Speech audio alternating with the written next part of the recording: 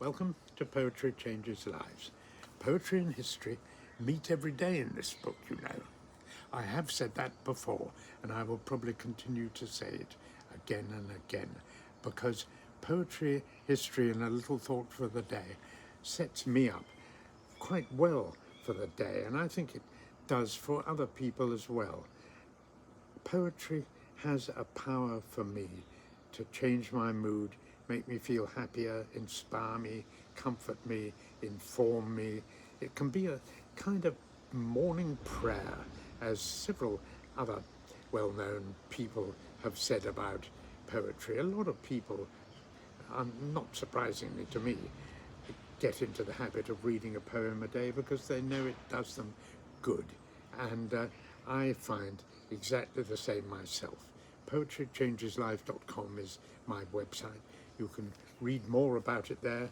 You can sign up to receive a daily email with this reading, or you can buy the book there, or you can go into a bookshop or Amazon and buy it there if you want.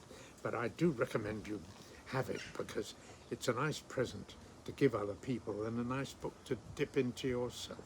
Okay, I'll shut up about that now. I'm going to talk today about a very interesting aspect of poetry that I didn't always know about. It's only in the last sort of 20 or 30 years that I've really looked at Chinese poetry, and it has to be for me in translation, but I do like it very, very much. I like it more and more, in fact. It's such a very different way of looking at poetry, and a way of looking at life in general, I think, that is very refreshing. To me, Western poetry is extraordinarily beautiful. It ticks a lot of boxes for me, and of course it's the poetry that has given me, it lies behind my Englishness, my English language, and so much of that sort of thing. But equally, I do notice that Western poetry in general, certainly English language poetry, seems to become more and more egocentric. So much of poetry I find today, and the Victorians too for that matter, is about sort of how I feel, what are my emotions today, am I in love or am I not, does so-and-so love me, and it's all very beautiful, very well expressed, and I'm not criticizing it, I'm just saying that it comes as a completely different sort of experience to read Eastern poetry, Chinese, Japanese, Indian. A lot of Middle Eastern poetry is much more about the soul and the spirit and the meaning of life, and just what we can do to make ourselves better in this life and prepare ourselves for the next. And the voice of particularly, I think, the older, when I say older, centuries ago, Eastern poets is extraordinarily powerful, extraordinarily simple, and extraordinarily beautiful.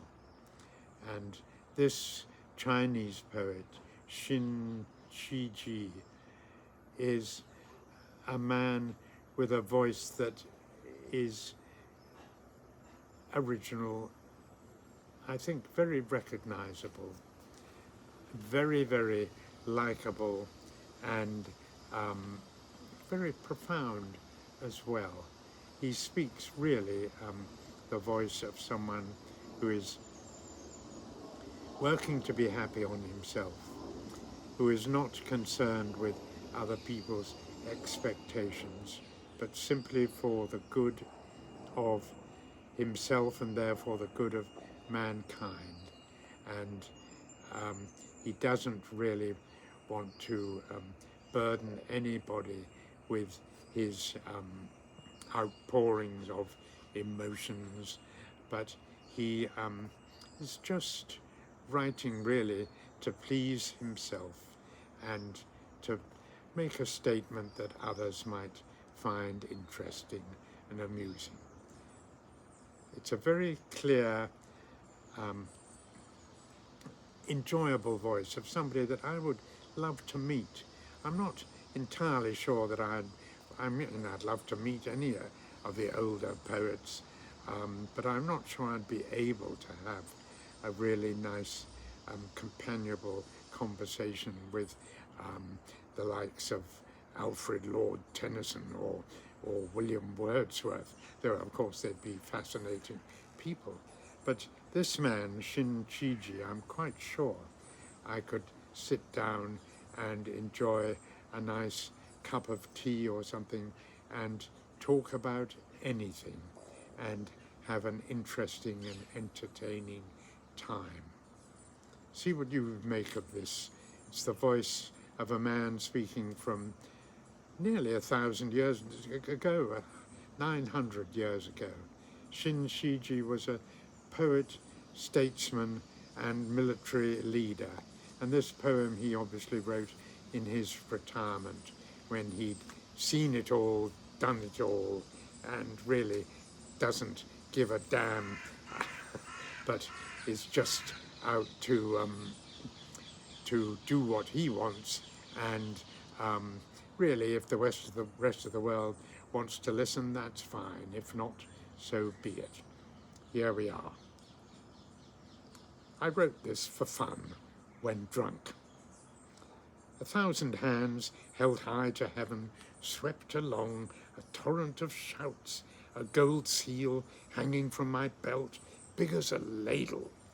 Our riders came in swarms with bows and swords. I commanded them to quickly cover front and rear. We tried all kinds of subterfuge, like children fighting in the grass, determined to prevail futility. Forget the furrow in my brow. With hair turned white, it's useless to look back. Idle now, I pass the time of day with mountain friends. See those sheep and cattle on the hillside? Who could sort the smart from the stupid? I've taken to tending plants and willows, dreading visitors. Tell them I'm drunk this morning. I just think that's delightful. The voice of a man who knows what he wants and doesn't want to be messed around by anyone with their needs and wants. I like that so much. Xin Qiji, a great man, I think. Today I ask that I will do my best, not so to please others, but so as to give myself respect. Thanks for listening. I wish you all a very good day.